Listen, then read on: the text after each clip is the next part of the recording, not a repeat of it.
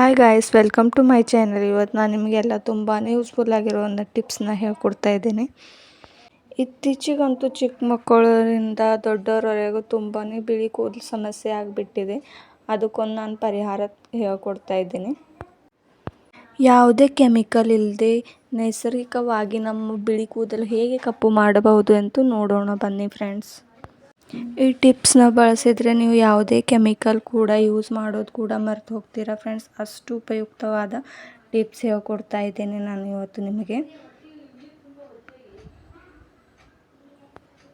ಮೊದಲಿಗೆ ನಾನು ಇಲ್ಲೊಂದು ಕಬ್ಬಿಣದ ಕಡಾಯನ್ನು ತೊಗೊಂಡಿದ್ದೀನಿ. ಆಮೇಲೆ 2 ಟೇಬಲ್ ಸ್ಪೂನಷ್ಟು ಆಮ್ಲ ಪೌಡರನ್ನು ತೊಗೊಳ್ತಾ ಇದ್ದೀನಿ ಗೈಸ್.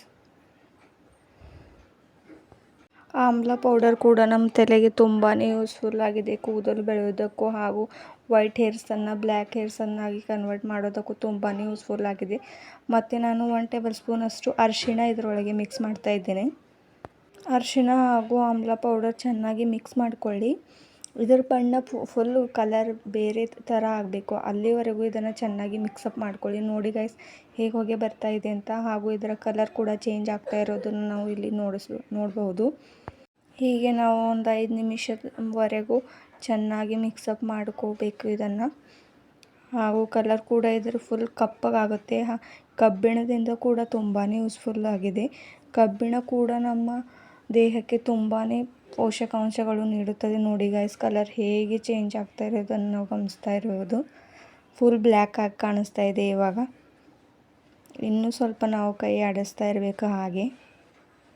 ಈ ಒಂದು ಟಿಪ್ಸ್ನ ನೀವು ಒಂದು ಸಾರಿ ಆದರೂ ಯೂಸ್ ಮಾಡಿದ್ರೆ ನೀವೇ ಪದೇ ಪದೇ ಇದನ್ನೇ ಮನೇಲಿ ಮಾಡಿ ಯೂಸ್ ಮಾಡ್ತಾ ಇರ್ತೀರ ಗೈಸ್. ಅಷ್ಟು ಯೂಸ್ಫುಲ್ ಆಗಿದೆ ಈ ಟಿಪ್ಸು. ನೋಡಿ ಕಲರ್ ಫುಲ್ ಬ್ಲ್ಯಾಕ್ ಆಗಿ ಕಾಣಿಸ್ತಾ ಇದೆ ಈಗ ನಮಗೆ. ಈಗ ಗ್ಯಾಸ್ನ ಆಫ್ ಮಾಡ್ಕೊಳ್ಳೋಣ. ನೋಡಿ ಫುಲ್ ಬ್ಲ್ಯಾಕ್ ಆಗಿ ಕಾಣಿಸ್ತಾ ಇದೆ.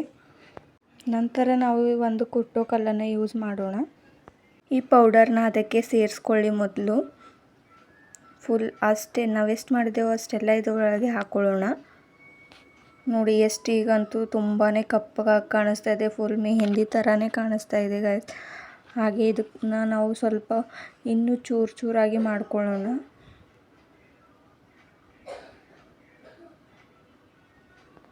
ಚೆನ್ನಾಗಿ ಒಂದು 2-3 ನಿಮಿಷ ಆದರೂ ನಾವು ಹೀಗೆ ಮಾಡ್ಕೋತಾ ಹೋಗೋಣ. ಆಮೇಲೆ ಸ್ವಲ್ಪ ಇದು ಬರೀಕಾಗಿ ಕಾಣಿಸ್ತದೆ ಚಿಕ್ಕದಾಗಿ. ಈ ಟಿಪ್ಸ್ನ ಬಳಸೋದ್ರಿಂದ ಯಾವುದೇ ಕೆಮಿಕಲ್ ರಿಯಾಕ್ಷನ್ ಕೂಡ ನಮ್ಮ ಸ್ಕಿನ್ಗೆ ಆಗೋದಿಲ್ಲ ಗೈಸ್. ನೋಡಿ ಎಷ್ಟು ಕಪ್ಪಗಾಗಿ ಕಾಣಿಸ್ತಾ ಇದೆ ಅಂತ. ನನ್ನ ಬೆರಳುಗಳು ಕೂಡ ತುಂಬಾ ಕಪ್ಪಗಾಗಿದೆ. ಆಮೇಲೆ ಒಂದು ಬೌಲ್ ತೊಗೊಳ್ಳೋಣ.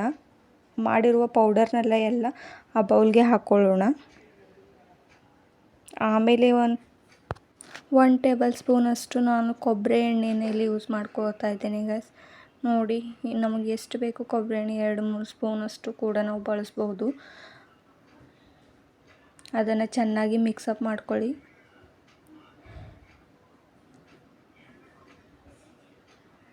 ನೋಡಿ ಸೇಮ್ ಮೆಹಂದಿ ಥರನೇ ಕಾಣಿಸ್ತಾ ಇದೆ ಗೈಸ್. ಎಷ್ಟು ಚೆನ್ನಾಗಿ ಕಾಣಿಸ್ತಾ ಇದೆ ನೋಡಿ ಗೈಸ್. ಫುಲ್ ಮೆಹಂದಿ ಥರನೇ ಕಾಣಿಸ್ತಾ ಇದೆ.